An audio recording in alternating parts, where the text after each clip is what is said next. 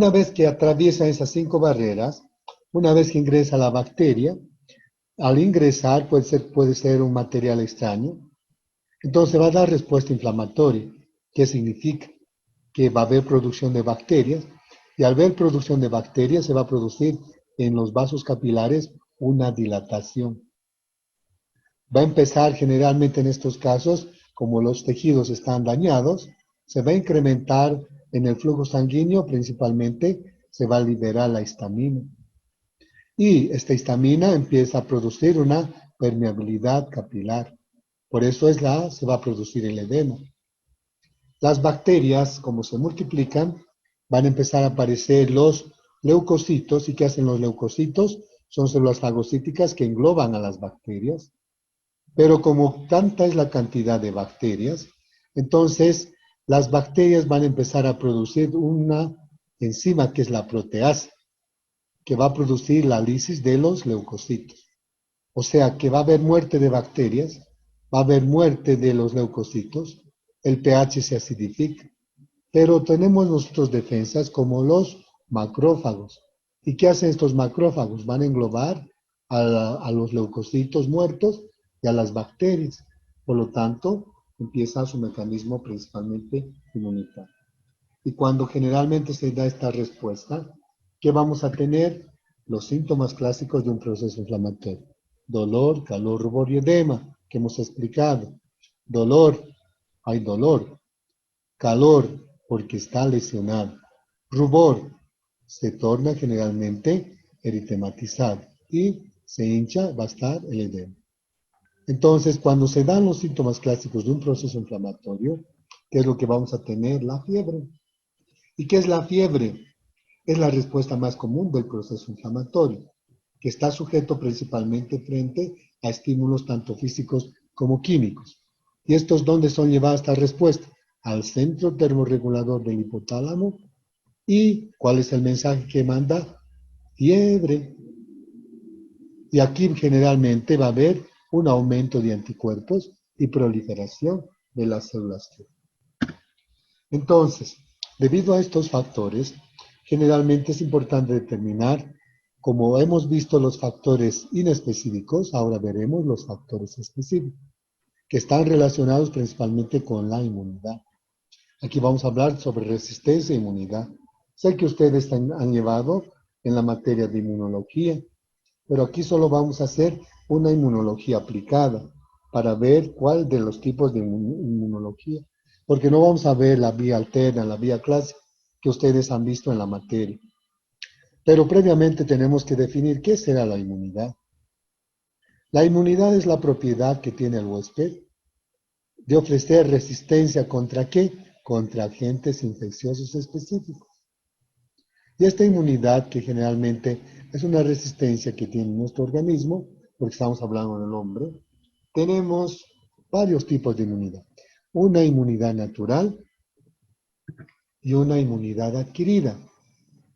A su vez, la inmunidad adquirida, tenemos la inmunidad pasiva y la inmunidad activa. A su vez, la inmunidad activa, tenemos la inmunidad humoral y la inmunidad celular. Vamos a ir a describir a todas estas, principalmente inmunidades. Entonces, la inmunidad natural. Se llama inmunidad natural principalmente aquella inmunidad en la cual nacemos con la especie. Nosotros somos, por ejemplo, de la especie Homo sapiens, y como especie Homo sapiens ya tenemos una determinada inmunidad de especie. Si queremos comparar con otras especies de animales, cada especie de animal tiene una inmunidad determinada. Por eso es una inmunidad innata. Y esta inmunidad natural puede estar influenciada por la raza y que puede estar determinada a nivel genético, que obviamente se puede dar. Existen, por ejemplo, si hablamos, hay algunas, si hablamos de influencia racial, que generalmente, por ejemplo, desde el punto de vista genético, pueden ser mucho más resistentes que otro tipo de, generalmente, influencia racial. Ahora, la resistencia individual, todos somos de la especie Homo sapiens, pero todos tenemos una inmunidad diferente, distinta.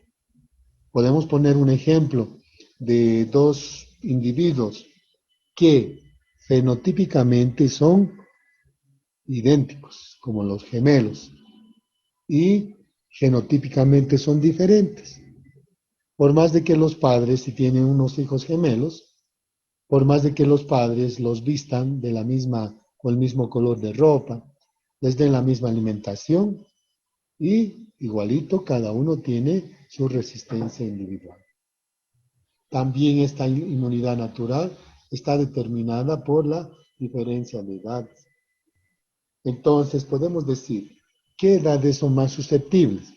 Principalmente la edad de los niños. ¿Por qué? Porque sus defensas inmunológicas están en plena fase de formación. ¿Y cuál sería la otra edad susceptible? Personas de la tercera edad, porque su inmunidad principalmente está en plena fase de declinación. Entonces yo les pregunto a ustedes, ¿en qué grupo nosotros nos clasificaríamos? ¿En los inmunosuprimidos, inmunocompetentes o inmunodeprimidos? Inmunocompetentes, porque nuestro organismo generalmente compite, porque si hay algún proceso infeccioso, entonces nuestro organismo va a empezar a competir. Y también esta inmunidad natural está influenciada generalmente por factores hormonales, que de alguna otra manera, en forma directa, alteran los factores metabólicos. Un ejemplo podríamos decir una persona con diabetes, por ejemplo. ¿Cuál es la característica de esta persona, de este paciente? El paciente no tiene la suficiente capacidad de producir insulina, en el cual generalmente los niveles de azúcar se elevan y él va a tener ya muchas consecuencias. Entonces, esta está determinando esta influencia hormonal por la poca o no producción ya de insulina, altera el factor metabólico. Por eso, cuando tenemos un paciente que hemos diagnosticado con diabetes, preguntamos, ¿algún miembro de la familia tiene, por ejemplo, esta enfermedad? Y generalmente a veces está relacionado. Y relacionamos desde el punto de vista genético, que está determinando generalmente la inmunidad, obviamente, natural. Aquí tenemos un esquema para comparar la inmunidad activa de la inmunidad pasiva. Sabemos muy bien que la inmunidad natural es aquella que está genéticamente ya determinada. En cambio, si hablamos de la inmunidad activa y pasiva, es aquella que generalmente, si hablamos de la inmunidad activa, es cuando generalmente hay contacto previo con el agente, con la bacteria, con el virus. Y la inmunidad pasiva es una inmunidad que obviamente de acuerdo a este esquema, se da por ejemplo, una mujer embarazada, produce anticuerpos que van a pasar por vía transplacentaria al feto, al embrión. Y cuando nace el embrión, el niño, entonces ya nace con esa inmunidad principalmente pasiva de la madre que ha pasado por vía transplacentaria. Solo que esa inmunidad es de corta duración. Entonces le puede dar una duración de 2 meses máximo, hasta 3 meses. Pero el niño, ¿qué tiene que hacer para que se inmunice? Tiene que amamantar la primera leche, que no es la leche, es el calostro. ¿Y qué es el calostro? Anticuerpo, que le van a dar una protección de 1 mes. Más los 2 meses, el niño tiene 3 meses de protección, que tiene que ser sometido a todo el sistema de inmunización. Entonces, y la otra que es la inmunidad adquirida, cuando hay contacto previo. Dentro ya estábamos viendo que la inmunidad pasiva son anticuerpos que se destruyen continuamente, son de corta duración. Su mecanismo protector entra en acción cuando se ha administrado el anticuerpo. Por eso, cuando una vez que nace el niño, su inmunidad solo va a ser de 2 a 3 meses. Ese anticuerpo que ha pasado de la madre por vía transplacentaria. Son anticuerpos específicos y su limitación generalmente se limita cuando hay infecciones causadas por virus. Y está el ejemplo clásico, como les decía, la transferencia de anticuerpos de la madre que pasa por vía transplacentaria al embrión, al feto. Y la inmunidad activa es aquella cuando ya existe contacto previo con el agente causal. Esta da una resistencia adquirida por contacto con microorganismos, porque los microorganismos actúan como antígenos que estimulan la producción de los anticuerpos. Y estos pueden producir una infección clínica o subclínica, donde generalmente en el huésped el anticuerpo es inducido para producir anticuerpos activamente. Nuestras células aprenden y responden. Para que ustedes me entiendan mejor, el ejemplo es, ¿han escuchado hablar ustedes de la varicela o la catapora? En Bolivia, se llama varicela. Si hablamos, Ah, por ejemplo, de la inmunidad activa, es la varicela o la catapora. Sus listo. periodos de incubación son de 14 a 21 días. Entonces son herpes virus que ingresan por inhalación. En el niño, por ejemplo, la varicela o la catapora es una enfermedad benigna, porque empieza a producir la formación de vesículas en la piel, en la parte facial, en el tronco, unas que otras, y después se seca, se descama.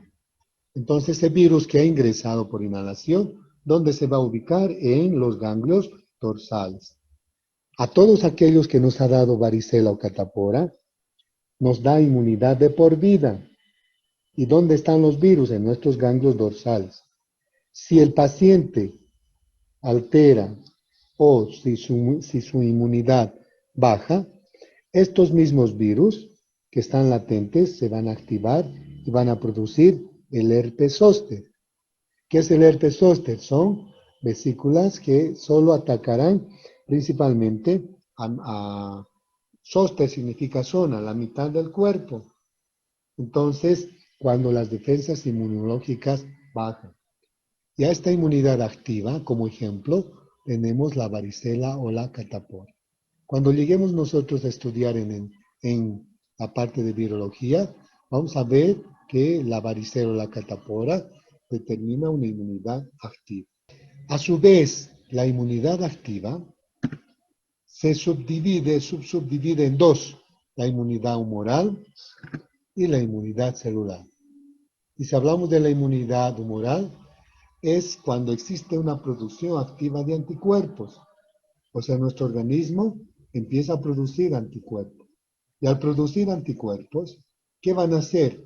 Pueden ir a neutralizar a las mismas células bacterianas o pueden ir a neutralizar a las toxinas producidas por las bacterias. Porque estos anticuerpos producidos por nuestro organismo tienen efecto bactericida.